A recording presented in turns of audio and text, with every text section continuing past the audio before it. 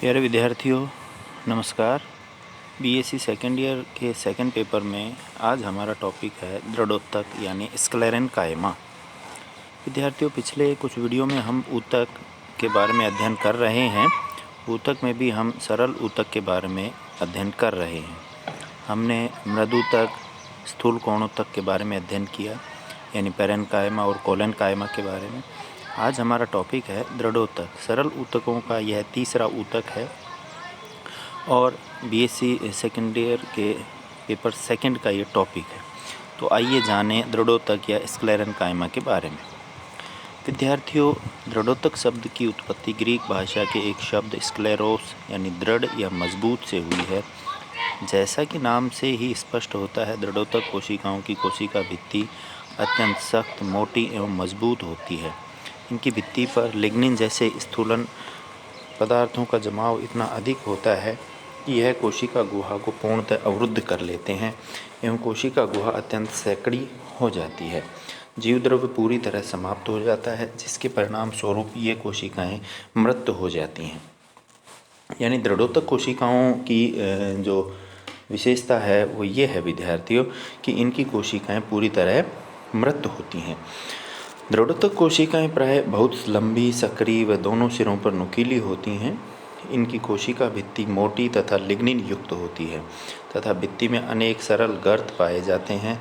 यहाँ ध्यान रखने योग्य बात यह है कि भित्ति स्थूलन में लिग्निन का जमाव केवल स्क्लेरेन्काइमा ऊतकों में ही पाया जाता है। यानी जो लिग्निन है वह मृदूतक में भी नहीं पाया जाएगा, स्थूल कोणोत्तक में भी नहीं पाया जाएगा, लेकिन दृढ़ोत्तक में स्क्लेरेन्काइमा में लिग्निन का जमाव भित्ति के स्थूलन में पाया जाता है और इसी के कारण से जो दृढ़ोत्तक होते हैं विद्यार्थियों वो मृत होते हैं। दृढ़ोत्तक कोशिकाएं पूरी तरह वृद्धि करने के बाद परिपक्व अवस्था में अपना एक निश्चित आकार ग्रहण कर लेती हैं। तत्पश्चात प्राथमिक भित्ति पर लिग्निन का द्वितीयक निक्षेपण प्रारंभ होता है तथा यह परतों के रूप में स्तरित होता जाता है। यह विशेषकर समान मोटाई का होता है। परिणाम स्वरूप कोशिका गुहा घटती जाती है।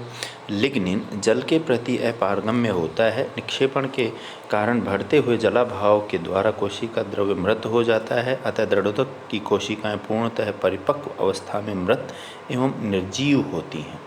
तो चूँकि लिग्निन जो होता है वह जल के लिए अपारगम्य होता है, अतः दृढ़ोत्तक की कोशिकाएं जब परिपक्व होंगी, पूर्ण रूप से परिपक्व हो जाती हैं, तो वो मृत और निर्जीव होती हैं। अब बात आती है दृढ़ोत्तक के प्रकार यानी टाइप्स ऑफ स्क्लेरेन्काइमा। तो विद्यार्थियों, दृढ़ोत्तक जो ऊतक हैं स्क्लेरेन्काइमा है वो मुख्य रूप से दो प्रकार के होते हैं। इनमें दो प्रकार की कोशिकाएं पाई जाती हैं, दृढ़ोत्तक तंतु स्क्लेरेनमाइटस फाइबर और अस्थिल यानी दृढ़ कोशिकाएं। सबसे पहले हम बात करते हैं दृढ़ोत्तक तंतु। ये कोशिकाएं लंबी, पतली तथा दोनों सिरों पर क्रमशः नुकीली होती हैं। कभी कभी कोशिका भित्ति इतनी अधिक मोटी हो जाती है कि कोशिका गुहा बहुत छोटी हो जाती है, यह बिल्कुल समाप्त हो जाती है।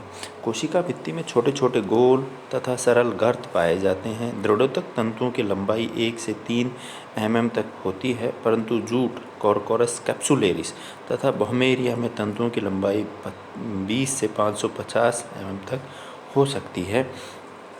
आप देख पा रहे हो ये आपके मोबाइल स्क्रीन पर जो लेफ़्ट हैंड साइड में ग्रीन कलर के हैं ये फाइबर हैं और जो राइट हैंड साइड में है ये स्क्लेरिड हैं, जिनको हम अष्ठी कोशिकाएं या स्टोन सेल कहते हैं, दृढ़ कोशिकाएं कहते हैं। दृढ़ोत्तक तंतु अधिकतर पौधों के वलकुट, परिरंभ, जाइलम एवं फ्लोएम में पाए जाते हैं। एक बीजपत्री पौधों में यह दृढ़ोत्तक तंतु संवहन बंडलों के चारों ओर समूह में पाए जाते हैं और एक आच्छद के रूप में मौजूद रहते हैं। यह संवहन बंडल के नीचे व ऊपर समूह में पाए जाते हैं। पादप अक्ष में तंतुओं की उपस्थिति के अनुसार इनको दो श्रेणियों में विभेदित किया गया है। तो जो दृढ़ोत्तक तंतु हैं उनको भी दो भागों में बांटा गया है। पहला है वुड फाइबर यानी काष्ठीय तंतु। यह दृढ़ोत्तक जाइलम, विशेषकर द्वितीयक जाइलम की वाहिनियों के साथ पाए जाते हैं। इनकी द्वितीयक भित्ति लिग्नीकृत होती है। यह पर्याप्त लंबे व सकरे होते हैं। इनके सिरे छेनी के समान सकरे व नुकीले होते हैं। तो ये कहाँ पाए जाते हैं काष्ठीय तंतु वुड फाइबर?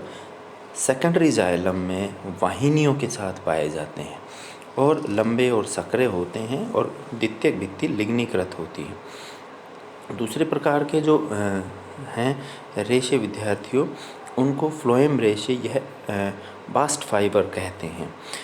यह अनेक पौधों जैसे सन व जूट में पाए जाते हैं। संवहनी ऊतकों के बाहर यह वृत्ताकार पट्टिकाओं में या फिर समूह में व्यवस्थित होते हैं।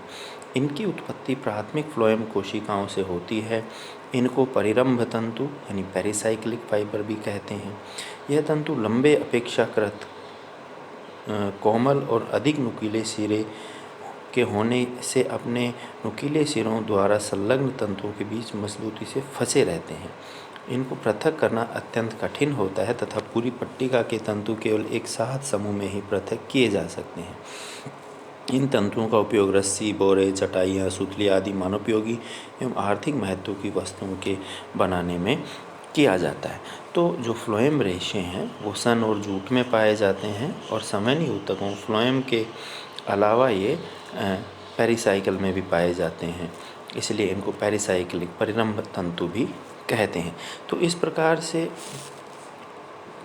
जो दृढ़ोतक तंतु हैं विद्यार्थियों, वो दो प्रकार के होते हैं। काष्ठीय तंतु जो द्वितीयक जाइलम में पाए जाएंगे और फ्लोएम रेशे जो संवहन ऊतकों के अलावा पेरिसाइकिल में भी पाए जाते हैं। दूसरे प्रकार के जो दृढ़ोतक हैं वो हैं अस्थि कोशिकाएं या दृढ़ कोशिकाएं, स्टोन सेल।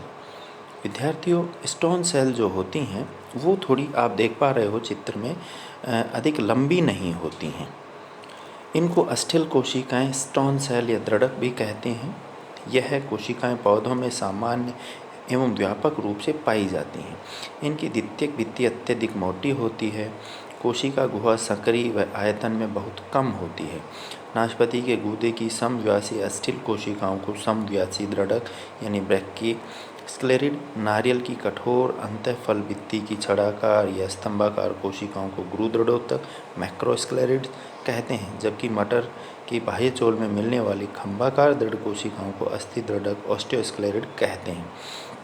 यानी नारियल के गूदे में, चीकू के गूदे में जो मिट्टी के समान जो किरकिराहट आता है विद्यार्थियों, जो किरकिर आती है वो इनके कारण से ही आती है। मटर के छिलके में, है ना, नारियल की जो कठोर अंतःफल भित्ति होती है, चाय की पत्तियों में, इन सब में दृढ़ कोशिकाएं पाई जाती हैं।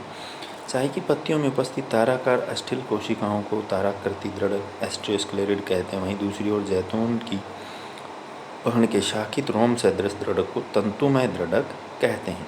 तो ये दृढ़ कोशिकाएं हैं जो तंतु की तरह लंबी नहीं होती, बल्कि गोलाकार, वृत्ताकार, ताराकार आदि हो सकती हैं।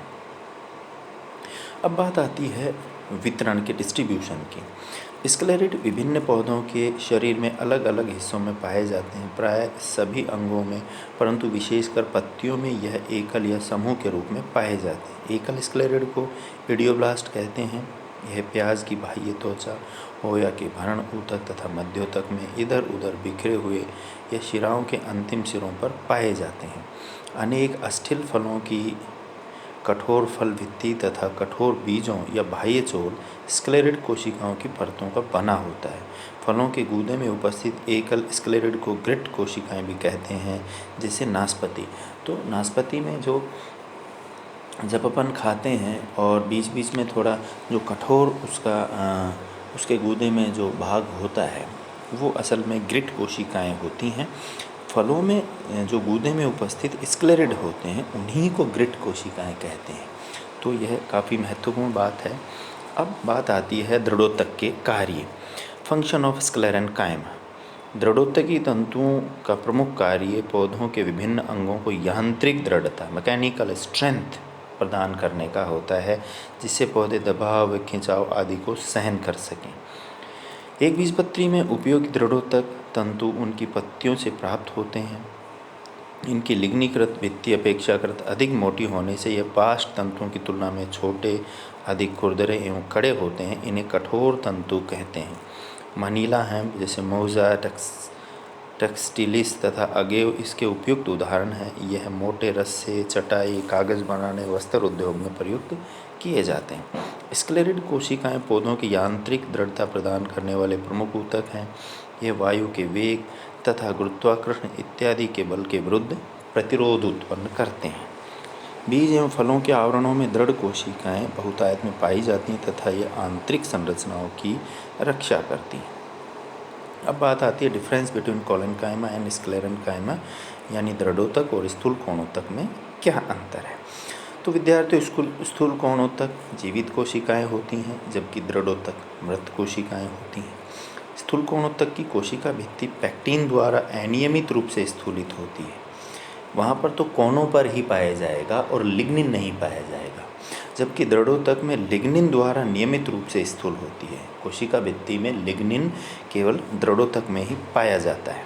स्थूल कोणोतक की कोशिका भित्ति में गर्त नहीं पाए जाते, जबकि दृढ़ोतक में सरल गर्त पाए जाते हैं। स्थूल कोणोतक में कोशिकाओं की आकृति बहुभुजी या अंडाकार होती है, जबकि दृढ़ोतक में कोशिकाएं गोल, अंडाकार, लंबवत, तंतुरूपी हो सकती हैं।